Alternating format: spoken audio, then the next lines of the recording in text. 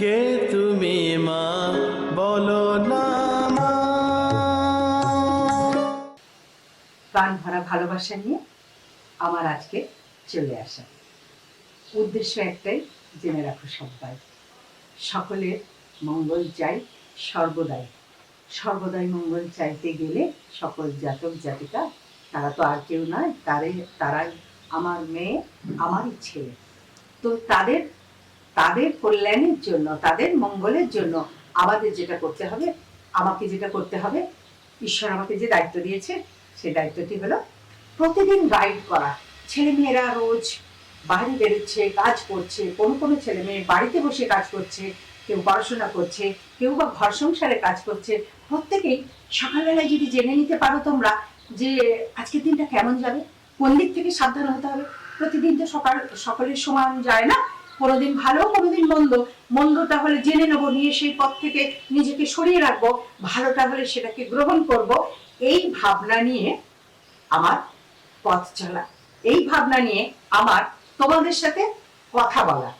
তার কারণ প্রত্যেক দিন কিভাবে চলবে, আর প্রত্যেক দিন আমি তোমাদেরকে কি বলে দিই, বললো না কাতর সারে বৃথা জন্ম এই সংসারে, জীবনে সমস্যা করতেই পারে, ভয় কি, আমি তো আছি তোমাদের সকলের তরে। হ্যাঁ, আমি আছি তোমাদের সকলের তরে। ঠিক এই মুহূর্তের জন্য আমি এসে গেছি তোমাদের সকলের ঘরে, তোমাদের সকলের হাতের মুঠোয়, মানে মোবাইলের মধ্যে, অর্থাৎ তোমাদের কাছাকাছি, একদম কাছাকাছি। সে কাছাকাছি যে মা রয়েছে, সেই মা তো একটু বলতে ইচ্ছা করে, বাবা রে এটা করবি, এটা করিস না, মা রে আজকে কিন্তু এটা করিস না, আজকে ওটা করিস।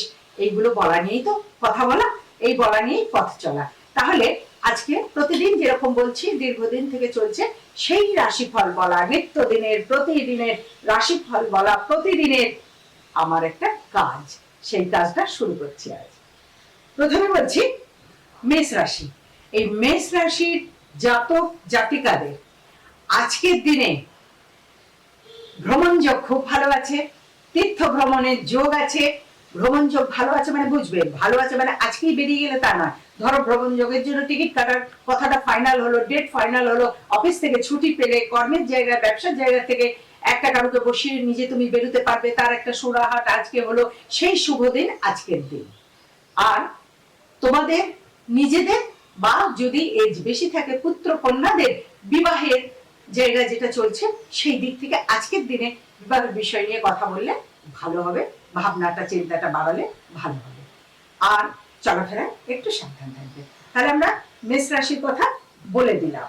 তাহলে এই যে মেষ রাশির কথা বললাম তোমাদের কাছে, এর পরেই আসবো বৃষ রাশি।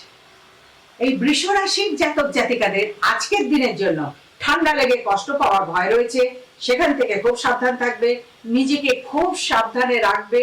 তোমার উপরে কেউ মিথ্যা বদনাম, মিথ্যা আচরণ দেওয়ার চেষ্টা করছে, ভীষণভাবে ষড়যন্ত্র চলছে তোমার উপরে, সেখান থেকে নিজেকে সাবধান রাখবে।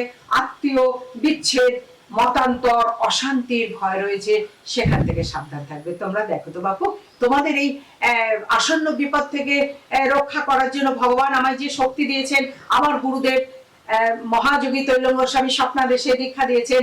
স্বপ্নাদেশে আমার সঙ্গে ছিলেন, এখনো সঙ্গে আছেন যিনি, তিনি হলেন ভগবান রামকৃষ্ণদেব।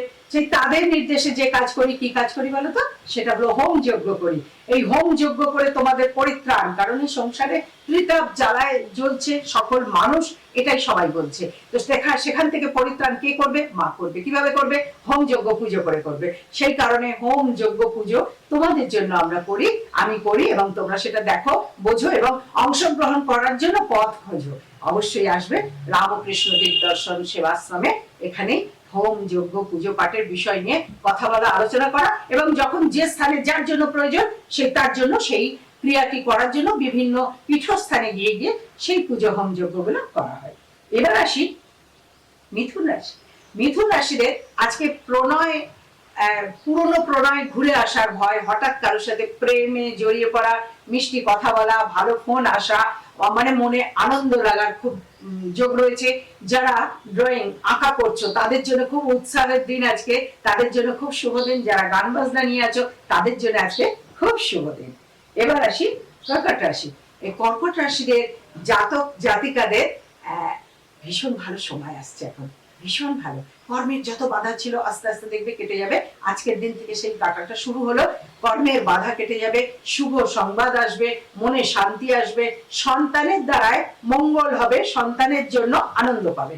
তাহলে কর্কট রাশি কথা হলো। এবার আসি সিংহ রাশি। সিংহ রাশির জাতক জাতিকাদের আজকের দিন সাবধানতার দিন, চলাফেরায় সাবধান, দূর ভ্রমণে সাবধান, বাইক চালাচ্ছ যারা, গাড়ি চালাচ্ছ যারা, তাদের জন্য ভীষণ সাবধান। সাবধান করে দিচ্ছি বাপু সকালবেলায়। আর কে করছে? ফানামা। কোন অনুষ্ঠানে হচ্ছে? ফানার বচন। অনুষ্ঠানটা কি? প্রতিদিনের রাশিফল। এটাতে মা বলে দিচ্ছেন চলাফেরায় আজকে খুব সাবধান থাকবে। আর হঠাৎ কোনো দুঃসংবাদে মনে খুব চোট লাগার ভয় রয়েছে, একটু সাবধানে থাকবে। এবার আসি কন্যা রাশি। কন্যা রাশিদের জাতক জাতিকার আজকের দিনটা শরীর নিয়ে খুব সতর্কতা, চলাফেরায় সতর্কতা, পিতামাতা গুরুজনের জন্য ভীষণভাবে চিন্তা, কোনো আপনজনের সাথে মতান্তর, কিন্তু বিদ্যার দিকটা ভালো আছে, এটা খুব ভালো জিনিস। এবার আসি তুলা রাশি। তুলা রাশির জাতক জাতিকাদের জল থেকে খুব সাবধান, জলে বিপদের ভয় রয়েছে এবং মনে আঘাতের ভয় রয়েছে, আর কোনো মূল্যবান দ্রব্য ক্ষয় হয়ে যাওয়ার ভয় রয়েছে। এই যে জলে ভয়, তোমরা বলো আমাকে মা তোমার তো জলে কোনো ভয় হয় না, তুমি কি সুন্দর গ্রীষ্মকালে ভাসছো, শীতকালে ভাসছো, সবাসনে ভাসছো, পদ্মাসনে ভাসছো, কি করে ভাসো মা, কি করে সম্ভব হয়? দেখো, এটি সম্ভব হয় গুরুর আশীর্বাদ, গুরুর কৃপা, তপস্যা, শ্বাসক্রিয়ার তপস্যা, আর কি, আর হচ্ছে তোমাদের সকলের মঙ্গলের জন্য, তোমাদের সকলের ভালোর জন্য, বিশ্বের কল্যাণের জন্য আমার এই জলে ভাসা এবং তোমাদের জন্য আমার ভালো থাকা, তোমাদেরকে ভালো রাখার জন্য। এবার আসি বৃশ্চিক রাশি। এই বৃশ্চিক রাশির জাতক জাতিকাদের বিদ্যায় উন্নতি, কর্মে উন্নতি, মামলায় সফলতা এবং জীবনে একটি সুন্দর খবর, সুন্দর ফুল ঘ্রাণ শুকলে যেরকম শান্তি হয়, ওই রকম শান্তির দিন আজকের দিন, আনন্দের দিন আজকের দিন। তো আমি বললাম বৃশ্চিক রাশিদের জন্য ভালো থেকো তোমরা। আর বলি ধনু রাশি। ধনু রাশিদের সময়টা এখন আজকের দিনটা একটু উভয় সংকট, মানে ভালো মন্দ এরকমই হবে। সকালের দিকটা একটু ভালো যাবে, বিকালের দিকটা একটু মন্দ যাবে, চলাফেরায় সাবধান হতে হবে। কারণ তোমাদের এই সকলের জন্য তোমরা দেখে থাকবে মাঝে মাঝে হস্তিকা আমাকে আশীর্বাদ করছে। এই যে আশীর্বাদ কেন করে জানো? হাতি তো মানুষকে সরে তুলে ফেলে দেয়, ধাক্কা মারে, কত মানুষের মৃত্যু হয়, কিন্তু আবার এমনও দেখা যায় যে কোনো সাধ্যী সাধিকাকে হাতিতে হস্তিকা আশীর্বাদ করছে। তার মানে বুঝতে হবে ঈশ্বরের কৃপা আছে, সেই হাতি আশীর্বাদ করে যেন আমাকে উৎসাহ দিচ্ছে, চলো এগিয়ে চলো, মানব কল্যাণের কাজে এগিয়ে চলো, এটাই তোমার ব্রত, তুমি চলছো ঠিক মতো, এইটাই যেন তিনি বলতে চাইছেন। এবার আসি মকর রাশি। মকর রাশির জাতক জাতিকাদের আজকের জন্য কোনো ভালো সংবাদ আসবে, ভালো খবর আসবে এবং বিদ্যার দিকে ভালো আছে, আর সুন্দর একটি সন্তান হওয়ার যোগ রয়েছে। এবার আসি কুম্ভ রাশি। কুম্ভ রাশির জাতক জাতিকাদের কোনো মামলা সংক্রান্ত অশান্তিতে জড়িয়ে পড়া, কোনো রকম জটিলতার মধ্যে জড়িয়ে পড়া এবং সন্তানের জন্য খুব দুশ্চিন্তা, এগুলো রয়েছে, একটু সাবধান থেকো। এবার আসি মীন রাশি। মীন রাশির জাতক জাতিকাদের কথা বলতে গেলে বলতেই হবে শরীরটা বেশ কিছুদিন থেকে বাপু তোমাদের ভালো যাচ্ছে না, শরীর নিয়ে ভোগান্তি, মানসিক টেনশন, হঠাৎ হঠাৎ মাথা গরম, রাগ, আর রাগের মাথায় কিছু ভুল ডিসিশন নেওয়া, এর জন্য খুব কষ্ট পাওয়ার ভয়, সেই জন্য একটুখানি সাবধান থাকবে।